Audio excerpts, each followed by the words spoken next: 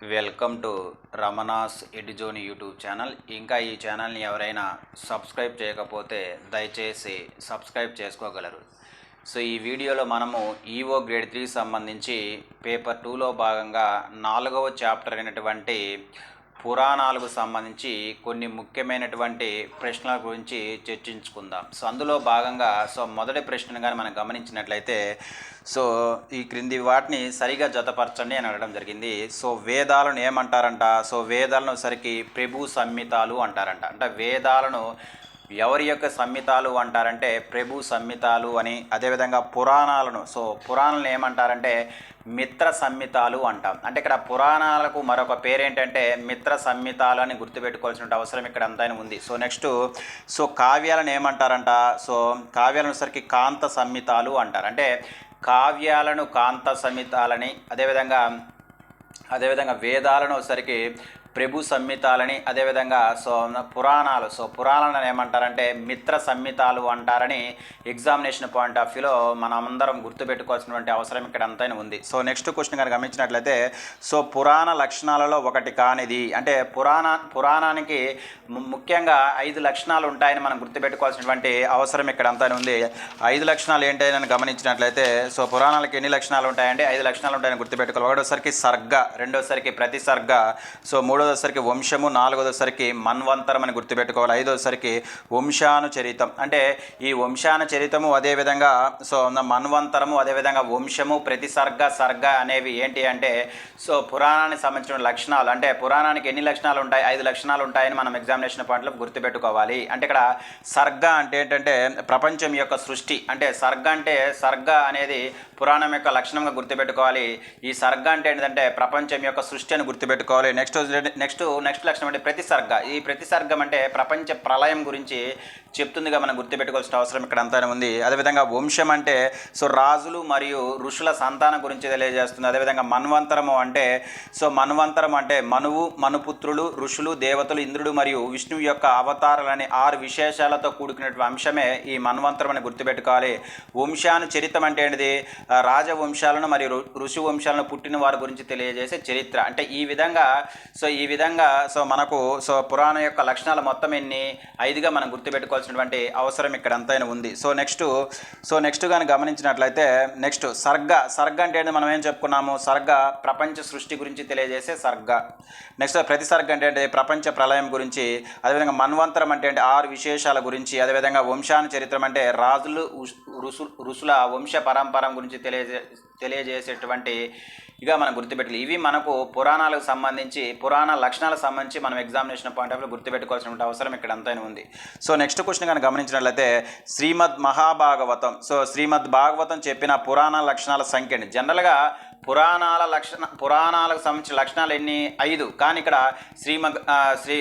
శ్రీమద్ మహాభాగవతంలో చెప్పినటువంటి లక్షణాల సంఖ్య మటుకు 10 అని గుర్తుపెట్టుకోవాలి. అంటే ఇక్కడ మనం బాగా గుర్తుపెట్టుకోవాల్సినటువంటి శ్రీమద్ భాగవతం చెప్పినటువంటి పురాణ లక్షణాల సంఖ్య ఎంత అంటే 10 అని గుర్తుపెట్టుకోవాలి. జనరల్గా అయితే మనకు పురాణాల లక్షణాల సంఖ్య అంత 5 చెప్పుకున్నాం మనం. సర్గ, ప్రతిసర్గ, వంశము, తర్వాత మన్వంతరము, అదేవిధంగా వంశానుచరితం అనే 5 లక్షణాలు ఉంటాయి జనరల్గా అయితే పురాణం యొక్క లక్షణాలు. అయితే ఇక్కడ భాగవతం ప్రకారము పురాణాల లక్షణాల సంఖ్య అంతా 10 అని గుర్తుపెట్టుకోవాల్సిన అవసరం ఇక్కడ అంతా ఉంది. నెక్స్ట్ కానీ గమనించినట్లయితే సౌనకాది మహర్షులకు పురాణాలను ప్రవచించినటువంటి సూతుని అసలు పేరేం పేరు? చాలా ఇంపార్టెంట్. అంటే సూతుడు ఎవరికి పురాణంలో చెప్పాడంటే సౌనకాది మహర్షులకు చెప్పిన వ్యక్తి. అయితే ఈ సూతుని యొక్క అసలు పేరు మనకు వచ్చేసరికి రోమహర్షుడు. చాలా ఇంపార్టెంట్. అంటే రోమహర్షుడు అనే పేరు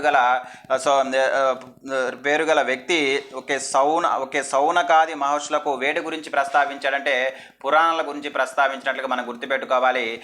ఈ రోమహర్షుడికే మరొక పేరు ఏంటంటే సూతును అని గుర్తుపెట్టుకోవాల్సిన అవసరం ఇక్కడ, సూతిని అని గుర్తుపెట్టుకోవాల్సినటువంటి అవసరం ఇక్కడ అంతైనా ఉంది. నెక్స్ట్ కానీ గమనించినట్లయితే ప్రధాన పురాణాల సంఖ్య అంటే సో పురాణాలు ప్రధానంగా 18 పురాణాలు, అదేవిధంగా ఉప పురాణాలు కూడా ఉన్నాయి. ఉప పురాణాల సంఖ్య కూడా 18 గుర్తుపెట్టుకోవాలి. అంటే 18 పురాణాలు, 18 ఉప పురాణాలని మన ఎగ్జామినేషన్ పాయింట్లో గుర్తుపెట్టుకోవాలి. వీటిని అష్టాదశ పురాణాలు అంటామని సో మనం గతంలో చెప్పుకోవడం జరిగింది. సో నెక్స్ట్ క్వశ్చన్ గమనించినట్లయితే అష్టాదశ పురాణాలను ఏ దేవుని శరీర అవయవాలతో పోలుస్తారు? అంటే సో మనం చెప్పుకున్నటువంటి 18 పురాణాలు ఒక దేవుని యొక్క శరీరంతో పోలుస్తారు. వాటిని మన ఏ దేవుని యొక్క శరీరంతో పోలుస్తారంటే మహావిష్ణువు యొక్క శరీరంతో పోలుస్తారని మనము గుర్తుపెట్టుకోవాల్సినటువంటి అవసరం ఇక్కడ అంతైనా ఉంది. అదేవిధంగా సో పురాణాలలో మొదటి పురాణం, చివరి పురాణం ఏమిటి అంటే పురాణాలలో మొదటి పురాణం ఏంటిది మనకు బ్రహ్మ పురాణం అని గుర్తుపెట్టుకోవాలి. నెక్స్ట్ వచ్చేసరికి చివరి పురాణం వచ్చేసరికి విష్ణు పురాణం అని మనం గుర్తుపెట్టుకోవాల్సినటువంటి అవసరం ఇక్కడ బ్రహ్మాండ పురాణం అని గుర్తుపెట్టుకోవాల్సిన అవసరం ఇక్కడ మనం గుర్తుపెట్టుకోవాల్సిందంటే సో అష్టాదశ పురాణాలలో మొదటి పురాణం ఏంటిది బ్రహ్మ పురాణము, అదేవిధంగా చివరి పురాణం ఏంటంటే బ్రహ్మాండ పురాణం అని గుర్తుపెట్టుకోవాల్సినటువంటి అవసరం ఇక్కడ అంతైనా ఉంది. సో నెక్స్ట్ కానీ గమనించినట్లయితే అంతిమ సంస్కారాలు జరిగే చోట చాలా ఇంపార్టెంట్ అండి బిట్టు. సో అంతిమ సంస్కారాలు జరిగిన చోట ఈ పురాణాన్ని చదవడం ఆనవాయితీగా వస్తుంది. చాలా ఇంపార్టెంట్. ఎక్కడైతే మనకు సో అంతిమ సంస్కారాలు జరిగిన చోట ఒక పురాణాన్ని చదవడం ఆనవాయితీగా వస్తుందంట. ఆ పురాణం ఏంటంటే గరుడ పురాణం. చాలా ఇంపార్టెంట్ అండి. అంటే గరుడ పురాణాన్ని అంతిమ సంస్కారాలు జరిగే చోట ఈ చదువుతారని మనం ఎగ్జామినేషన్ పాయింట్ ఆఫ్ వ్యూలో గుర్తుపెట్టుకోవాల్సినటువంటి అవసరం ఇక్కడ అంతైనా ఉంది. సో నెక్స్ట్ క్వశ్చన్ గమనించినట్లయితే ఇక్కడ ఈ క్రింది వానిలో శివ సంబంధమైనటువంటి పురాణం కానిది చాలా ఇంపార్టెంట్. మనకు పురాణాలను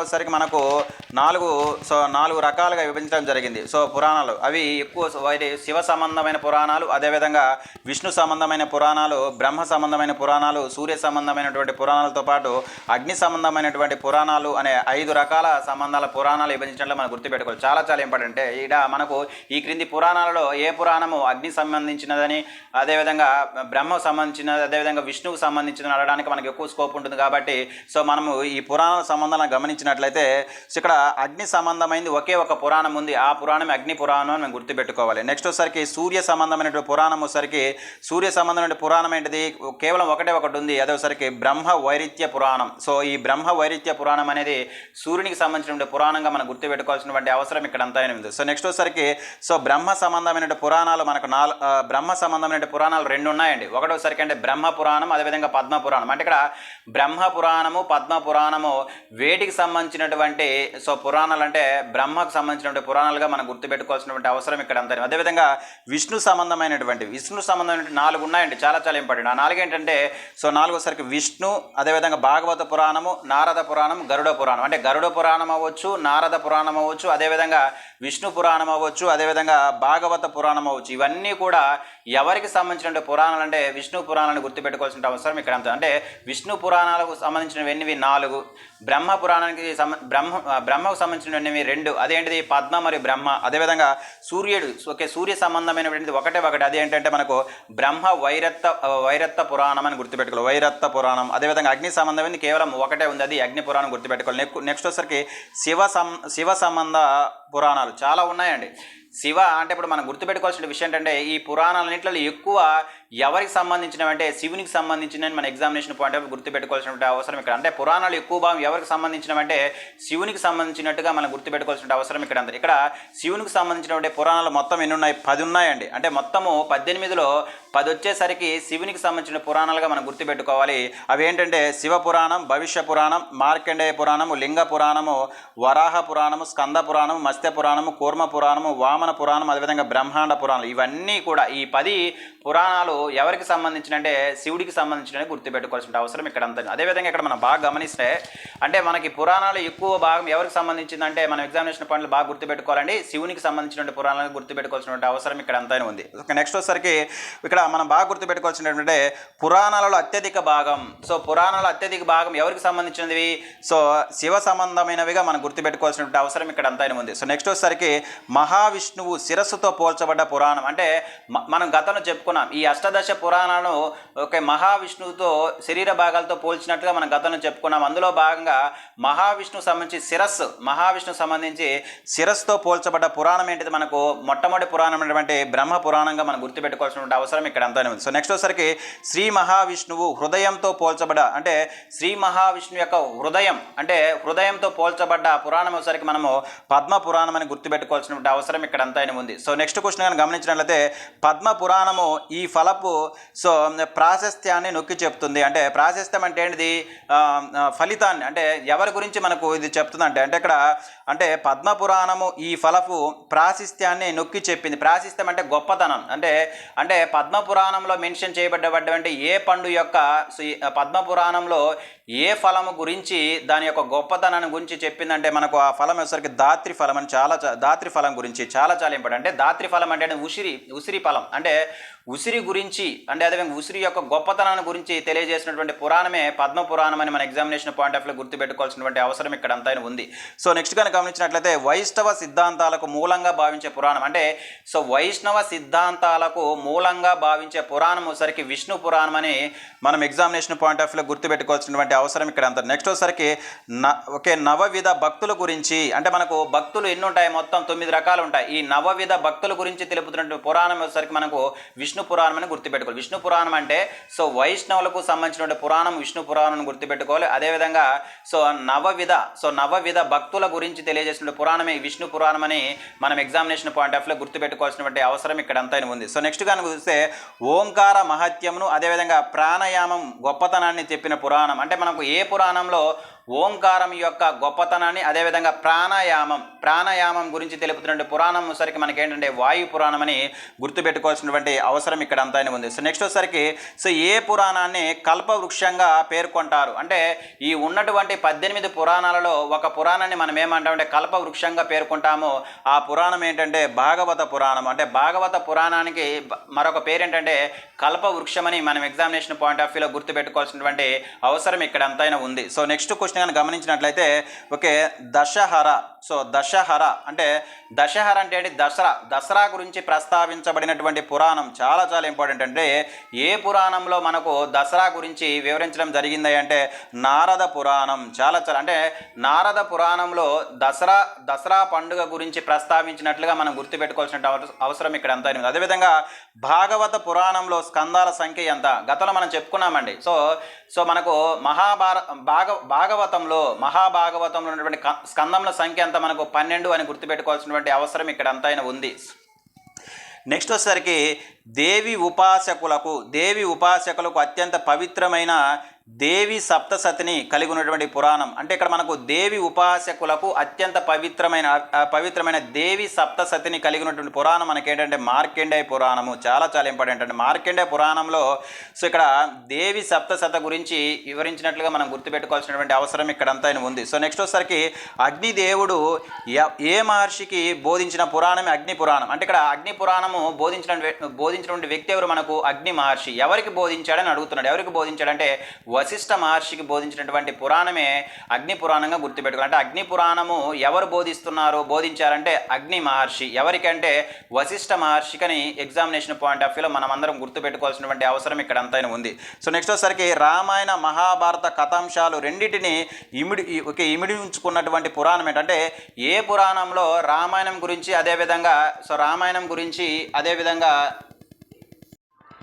ఇక్కడ మనకు ఏ పురాణంలో రామాయణ మహాభారతాలు రెండింటి గురించి ప్రస్తావించడం జరిగిందంటే అగ్ని పురాణం అని గుర్తుపెట్టుకోవాల్సిన అవసరం ఇక్కడ అంతా. అంటే అగ్ని పురాణంలో రామాయణంతో పాటు మహాభారతానికి చెందినటువంటి అంశాలుగా ఉన్నట్లు మనము ఎగ్జామినేషన్ పాయింట్ ఆఫ్ వ్యూలో గుర్తుపెట్టుకోవాల్సినటువంటి అవసరం ఇక్కడ అంతా ఉంది. సో నెక్స్ట్ క్వశ్చన్ కానీ గమనించినట్లయితే ఇక్కడ ఈ క్రింది వాణిలో భవిష్య పురాణానికి సంబంధించి సరికానిది. భవిష్య పురాణానికి సంబంధించి సరికానిది చూస్తే ఫస్ట్ ఇది మహావిష్ణువు కురులతో పోల్చబడింది. కాదండి, మహావిష్ణువు కురులతో పోల్చబడింది మనకు స్కంద పురాణం. ఇది రాంగు. నెక్స్ట్ సర్వకాలాలకు సూర్యుడే మూలమని చెప్తున్నటువంటి సూర్యుని యొక్క ప్రత్యేకత గురించి తెలియజేస్తున్నటువంటి పురాణమే భవిష్య పురాణం. సో ఇది కరెక్టేనండి. నెక్స్ట్ వచ్చేసరికి విక్రమ బేతాళ కథల గురించి కూడా తెలుపుతుంది. ఒక విక్రమ బేతాళ కథల గురించి తెలిపేటటువంటి పురాణమే భవిష్య పురాణం అని గుర్తుపెట్టుకోవాల్సిన అవసరం ఇక్కడ ఎంత ఉంది. అదేవిధంగా అష్టదశ వివాహాల గురించి కూడా ఇందులో ఉంది. సో ఓకే, అంటే మనకు సో భవిష్య పురాణంలో మెన్షన్ చేయబడేటువంటి అంటే సో వివాహాల రకాల గురించి కూడా భవిష్య పురాణం ముందు గుర్తుపెట్టుకోవాలి. మొత్తం ఎన్ని రకాలండి వివాహాలు? 8 రకాలను గుర్తుపెట్టుకోవాల్సిన అవసరం ఇక్కడ అంతా. అదేవిధంగా విక్రమ బేతాళ కథలు కూడా ఈ భవిష్య పురాణంలో ఉన్నట్లుగా మనం ఎగ్జామినేషన్ పాయింట్ ఆఫ్ లో గుర్తుపెట్టుకోవాల్సినటువంటి అవసరం ఇక్కడ అంతానే ఉంది. అదేవిధంగా సర్వకాలాలకు సూర్యుడే మూలమని, అంటే సూర్యుని గురించి, అదేవిధంగా ఆ వివాహ రకాల గురించి, అదేవిధంగా విక్రమ బేతాల కథల గురించి మనకు ఏ పురాణంలో ఉన్నాయంటే భవిష్య పురాణంలో ఉన్నట్లుగా మనం ఎగ్జామినేషన్ పాయింట్ ఆఫ్ లో గుర్తుపెట్టుకోవాల్సినటువంటి అవసరం ఇక్కడ అంతా ఉంది. సో నెక్స్ట్ కానీ గమనించినట్లయితే నెక్స్ట్ వేదావతి రావణుల వృత్తాంతం ఉన్న పురాణం. అంటే మనకు గతంలో చెప్పుకున్నాం, రామాయణం చెప్పుకునేటప్పుడు ఈ వేదావతి అదేవిధంగా రావణుల వృత్తాంతం గురించి మనం చెప్పుకున్నాము. ఈ వేదావతి రావణుల వృత్తాంతం గురించి ఉన్న పురాణం వచ్చరికి బ్రహ్మ వైవర్త పురాణం. చాలా ఇంపార్టెంట్. అంటే బ్రహ్మ వైవర్త పురాణంలో సో వేదావతి రావణుల వృత్తాంతం ఉన్నట్లుగా మనం ఎగ్జామినేషన్ పాయింట్ ఆఫ్ లో గుర్తుపెట్టుకోవాల్సినటువంటి అవసరం ఇక్కడ అంతా ఉంది. సో నెక్స్ట్ కానీ గమనించినట్లయితే నెక్స్ట్ సత్యమూలం జగత్తు సర్వం లోకః సత్యే ప్రతిష్టత అన్న పురాణం. అంటే సత్యం గురించి ప్రస్తావించబడినటువంటి, అంటే సత్యం గురించి ప్రస్తావించబడినటువంటి పురాణం మనకేంటంటే వరాహ పురాణము. చాలా ఇంపార్టెంట్. అంటే వరాహ పురాణంలో సత్యం వలన కలిగే ఫలితాల గురించి మనం తెలియజేస్తున్నట్లుగా మన ఎగ్జామినేషన్ పాయింట్ ఆఫ్ లో గుర్తుపెట్టుకోవాల్సినటువంటి అవసరం ఇక్కడ అంతా ఉంది. సో నెక్స్ట్ క్వశ్చన్ కానీ గమనించినట్లయితే ప్రధానంగా స్థల మహత్యాలకు సంబంధించినటువంటి పురాణం. అంటే ఇక్కడ సో ఏ పురాణంలో స్థల మహత్యాల గురించి తెలియజేసినటువంటి పురాణం అంటే మనకు చెప్పుకోవాలి స్కంద పురాణం. చాలా ఇంపార్టెంట్ స్కంద పురాణం. సో స్కంద పురాణం యొక్క మరొక ప్రత్యేకత ఏంటంటే ఉన్న 18 పురాణాలలో అత్యధిక శ్లోకాలు కలది, అదేవిధంగా అతిపెద్ద పురాణమే మనకు స్కంద పురాణం అని మన ఎగ్జామినేషన్ పాయింట్ ఆఫ్ లో గుర్తుపెట్టుకోవాల్సినటువంటి అవసరం ఇక్కడ అంతా ఉంది. సో నెక్స్ట్ కానీ గమనించినట్లయితే కథన రూపంలో కాకుండా సంహిత రూపంలో కూడా లభిస్తున్నటువంటి పురాణం వచ్చరికి ఏంటిది అంటే మనకు జనరల్గా పురాణాలన్నీ కూడా ఎలా ఉంటాయి, కథలు అదేవిధంగా కథనంలో ఉంటాయి. సో కథనంతో పాటు సంహిత రూపంలో ఉన్న పురాణం వచ్చేసరికి మనకు ఏంటాయి అంటే ఓకే స్కంద పురాణం అని ఎగ్జామినేషన్ పాయింట్ ఆఫ్ లో మనం గుర్తుపెట్టుకోవాల్సినటువంటి అవసరం ఇక్కడ ఉంది. స్కంద పురాణం అంటే ఉన్న పురాణం లెక్కల అతిపెద్ద పురాణం, అదేవిధంగా కథాంశాలతో పాటు సంహిత రూపంలో లభిస్తున్న పురాణం కూడా మనకు ఈ స్కంద పురాణం మనం ఎగ్జామినేషన్ పాయింట్ ఆఫ్ లో గుర్తుపెట్టుకోవాల్సినటువంటి అవసరం ఇక్కడ అంతా ఉంది. అదేవిధంగా ఇక్కడ మనం గమనించినట్లయితే వాస్తు శాస్త్ర ప్రవర్తకులకు, అంటే వాస్తు శాస్త్ర ప్రవర్తకుల గురించి తెలిపే పురాణం ఏంటిది అంటే మనం ఏ పురాణంలో మనకు వాస్తు శాస్త్రాల గురించి పేర్కొన్నదే అంటే మత్స్య పురాణం అని గుర్తుపెట్టుకోవాల్సినటువంటి అవసరం ఇక్కడ అంతా ఉంది. సో మత్స్య పురాణము అనేది సో ఇంకొక బిట్టు కూడా మనం గుర్తుపెట్టుకోవాలి. మత్స్య పురాణం అనేది మహావిష్ణువు యొక్క మెదడుతో పోల్చబడింది. అంటే మహావిష్ణువు యొక్క మెదడుతో పోల్చబడినటువంటి పురాణమే ఈ మత్స్య పురాణం అని ఎగ్జామినేషన్ పాయింట్ ఆఫ్ లో మన అందరం కూడా గుర్తుపెట్టుకోవాల్సినటువంటి అవసరం ఇక్కడ అంతా ఉంది. సో నెక్స్ట్ క్వశ్చన్ కానీ గమనించినట్లయితే గరుడ పురాణం గురించి. సో గరుడ పురాణం గురించి చూస్తే మనం ఇక్కడ మహావిష్ణువు ఎవరికి ఈ పురాణం గురించి చెప్పాడంటే గరుత్మంతుడు తన వాహనమైనటువంటి సో గరుత్మంతుడికి చెప్పినటువంటి పురాణమే ఈ గరుడ పురాణం అని మనం గుర్తుపెట్టుకోవాలి. అదేవిధంగా సో మరణాంతర దశలను చర్చించినటువంటి పురాణం. అంటే సో మరణం తర్వాత మనం ఏమేమి చేయాలి, ఏ దశల గురించి మనము సో దశల గురించి చర్చిస్తున్నటువంటి పురాణమే గరుడ పురాణం అని గుర్తుపెట్టుకోవాల్సినటువంటి అవసరం ఇక్కడ అంతా ఉంది. సో నెక్స్ట్ వచ్చేసరికి ఆయుర్వేద చికిత్స గురించి ప్రస్తావించినటువంటి పురాణం ఈ గరుడ పురాణం గుర్తుపెట్టుకోవాలి. అంటే గరుడ పురాణంలో మెన్షన్ చేయబడిన అంశాలు ఏంటంటే సో మరణించిన తర్వాత మనం ఏమేమి చేయాలి అన్న విషయాలతో పాటు అదేవిధంగా ఆయుర్వేద చికిత్స గురించి, అదేవిధంగా ఈ పురాణము మహావిష్ణువు ఎవరికి బోధించాడంటే తన వాహనమైనటువంటి గరుత్మంతుడికి బోధించినట్లుగా మనం ఎగ్జామినేషన్ పాయింట్ లో గుర్తుపెట్టుకోవాల్సిన అవసరం ఎంతైనా ఉంది. ఇవి మనకు ఈవో గ్రేడ్ 3 సంబంధించి పేపర్ 2లో భాగంగా పురాణాలకు సంబంధించి అడగడానికి అవకాశం ఉన్నటువంటి కొన్ని ముఖ్యమైనటువంటి ప్రశ్నలు. సో నెక్స్ట్ వీడియోలో సో ఈ చాప్టర్ సంబంధించి మరికొన్ని ప్రశ్నల గురించి మనము చర్చించుకుందాము. ధన్యవాదాలు.